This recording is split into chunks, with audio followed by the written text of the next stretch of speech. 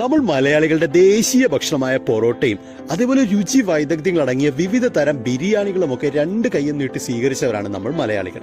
അതിനിടയിലേക്ക് Arabic food ഐറ്റംസും കൂടി കടന്നു വന്നിട്ട് അധികം നാളായിട്ടില്ല. അറബി നാടുകളിൽ നിന്നും വടക്കൻ മലബാർ വഴി കേരളത്തിലുടനീളം ഇപ്പോൾ പ്രചരിച്ചുകൊണ്ടിരിക്കുന്ന അറബിക് ഫുഡ് ഐറ്റംസ് കേരളത്തിന്റെ ഒരു ഭക്ഷണ സംസ്കാരത്തെ തന്നെ മാറ്റിക്കൊണ്ടിരിക്കുകയാണ്. അപ്പൊ പറഞ്ഞു വന്നത് നമ്മൾ ഇന്ന് ചെയ്യുന്ന വീഡിയോയും അതുപോലെ ഒന്നിനെ പറ്റിയാണ്. അറബിക് ഫുഡ് ഐറ്റംസിലെ രാജാവ് അഥവാ കുഴിമന്തി തന്നെ, ഹോംലി കുഴിമന്തിയുടെ ഒരു റെസിപ്പി വീഡിയോ ആണ് നമ്മൾ ചെയ്യുന്നത്.